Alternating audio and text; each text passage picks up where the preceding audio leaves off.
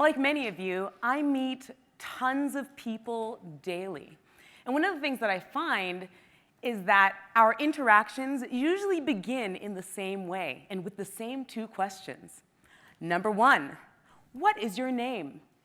And number two, what is it that you do for a living?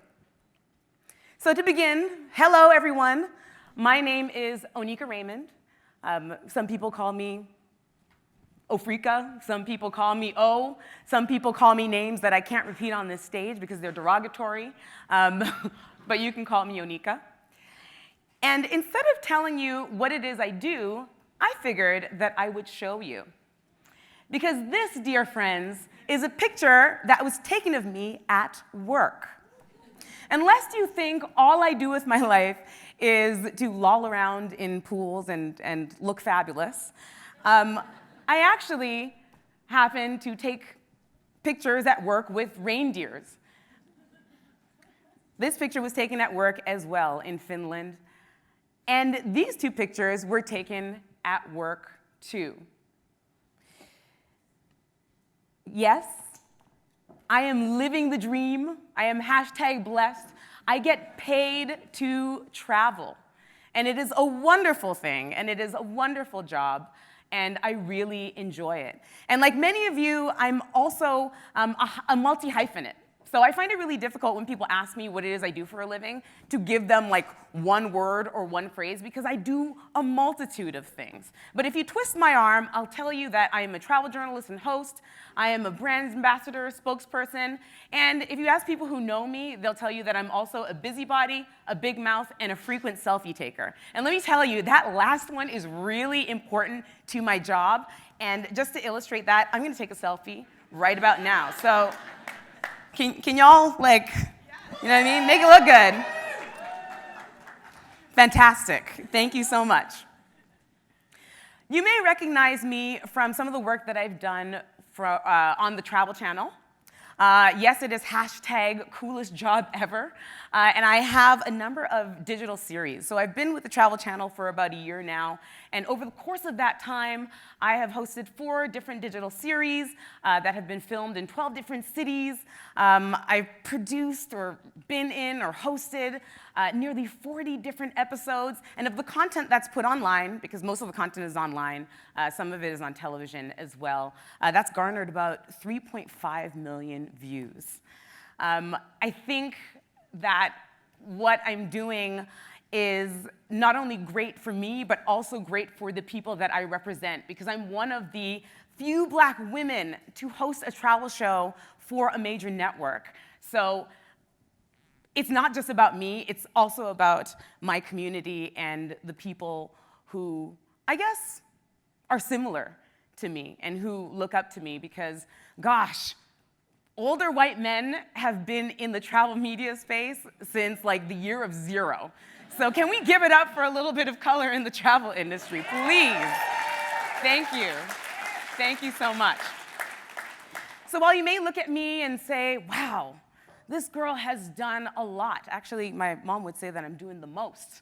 As it turns out, I've actually only been doing this for about 2 years. And in the previous 10 years before that, and I know that I'm dating myself, but the previous 10 years, I was actually a classroom teacher. And I know what you're saying, oh my goodness, she's way too cool to have been a teacher, and she's way too young looking. #Black don't crack.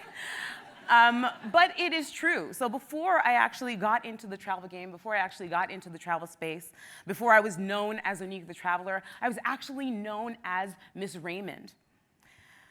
And y'all, it was a trip, literally and figuratively. I often say that I didn't choose education, education chose me.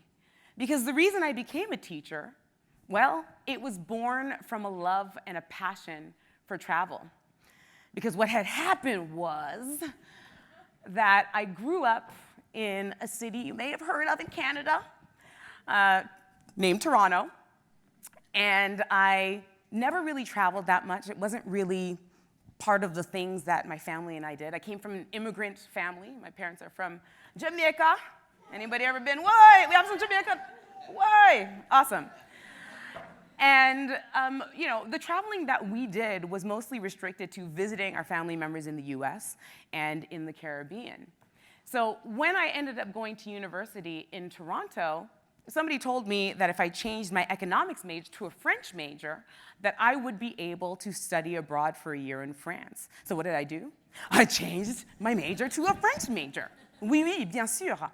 And I actually had the opportunity to go live in Nantes, France for the year. And when I went, oh my goodness, it opened my eyes. It was my first transatlantic trip. It was the first time that I had lived away from home, and I caught the travel bug badly.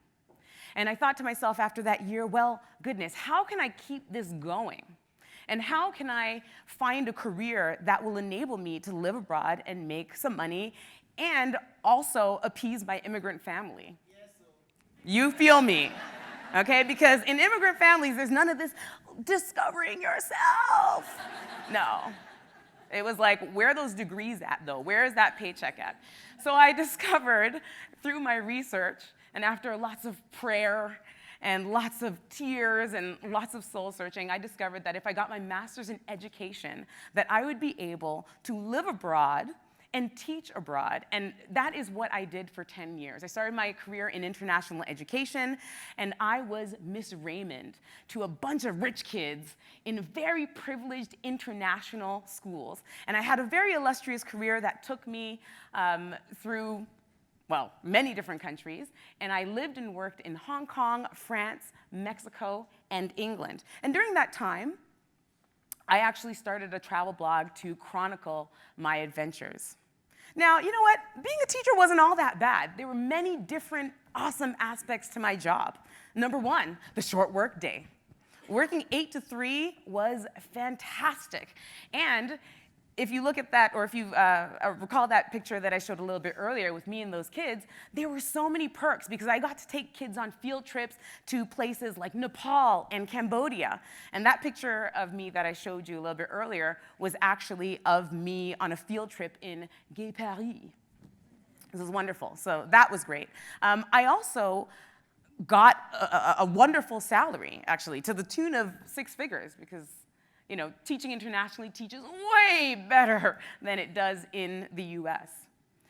I also had lots of free time to work on my travel blog and pursue other interests that I had. And of course, I would be remiss if I didn't mention the 14 weeks of paid vacation. Honey! Now, this is exactly why I was in the field. So there are many awesome aspects to my job. But over and over again, I kept getting confronted by this thing, this not so awesome thing, which was the actual teaching part. And now don't get me wrong, those little snot-nosed kitties were fantastic, but I just didn't feel fulfilled or excited by what I was doing in the classroom, and I felt that I could be doing something more. I dreaded Mondays. I longed for Fridays, and I lived my life on a constant countdown. And that's not the way to live life for 10 years.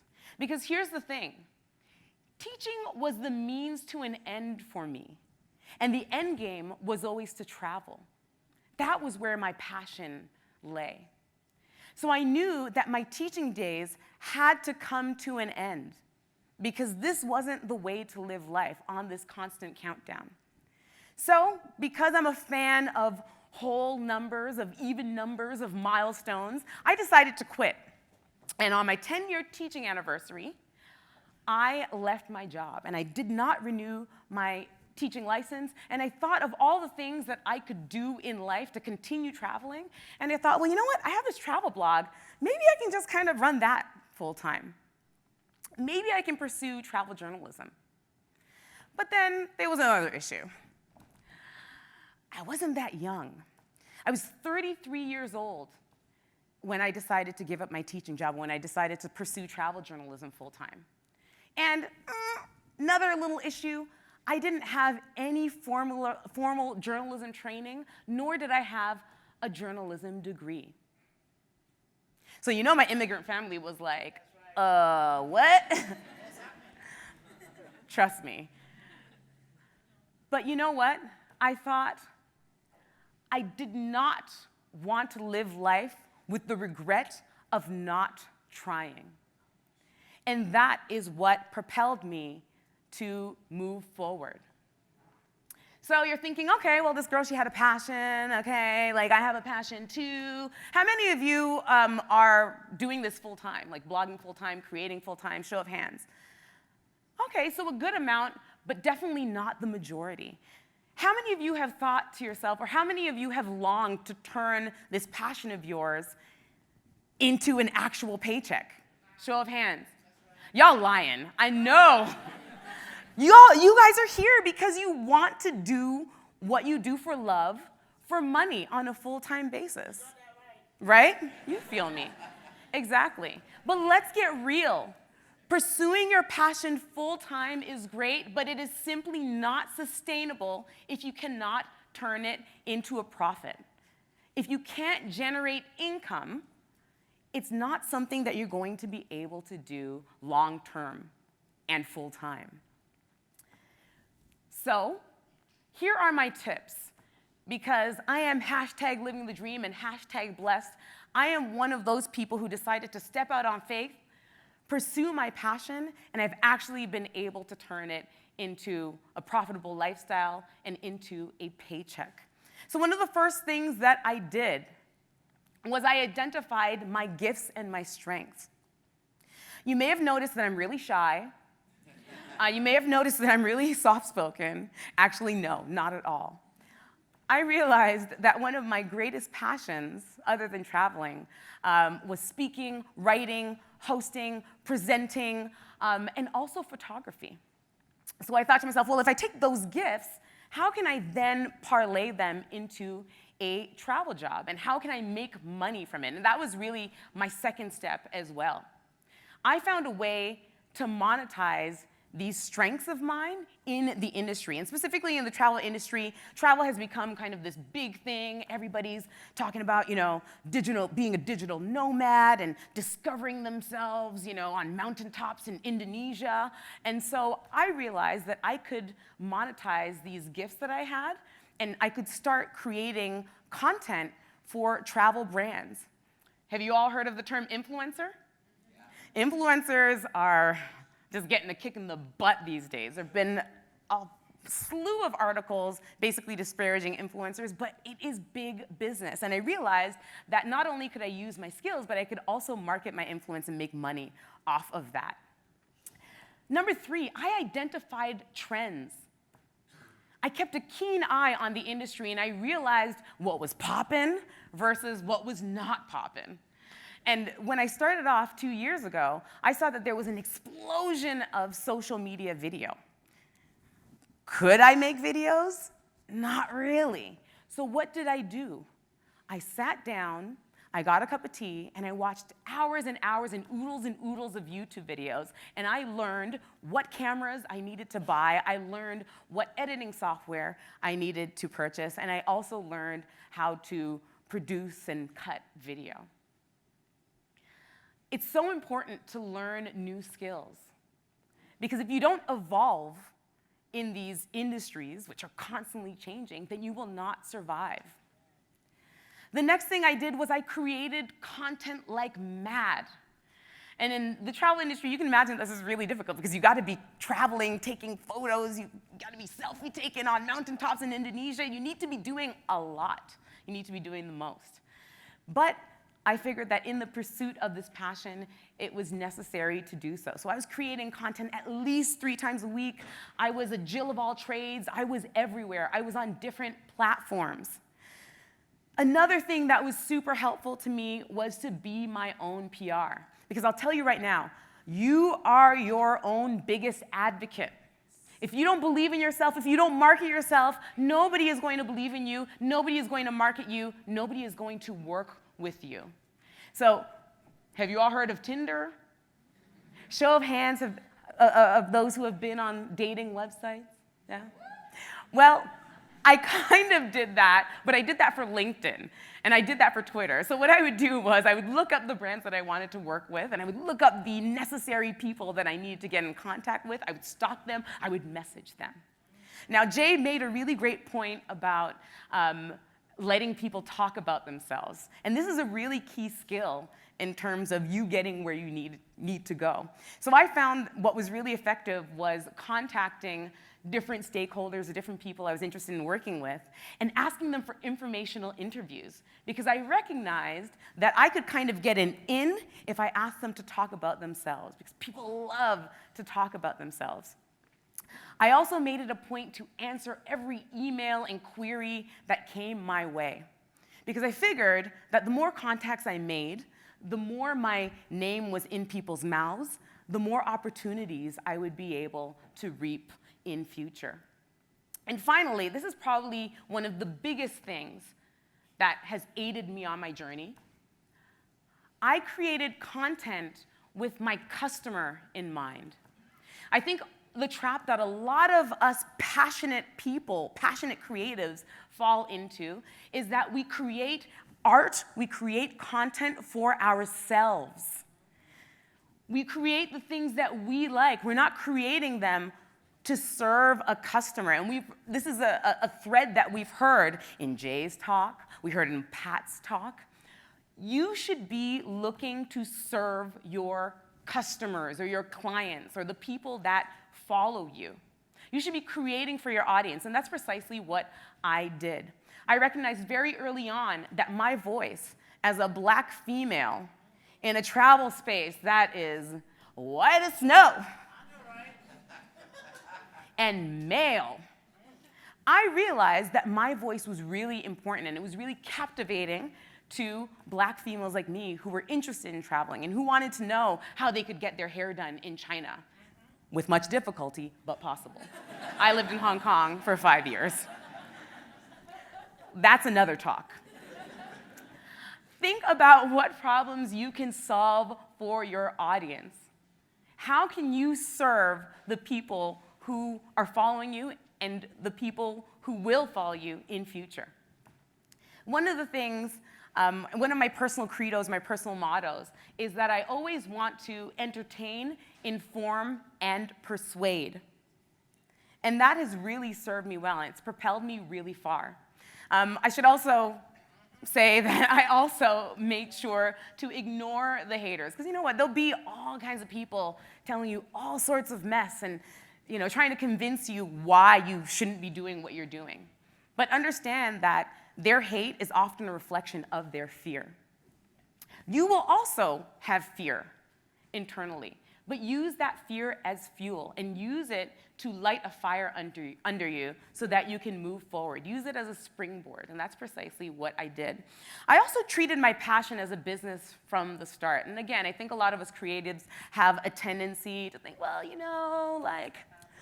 like the universe will provide for me, and like my art is so amazing. No, it's really important to set yourself up from the beginning. So get that consultant, get that business manager, get that accountant, get that person or that force in your life who will set you straight and who will put you on the right path.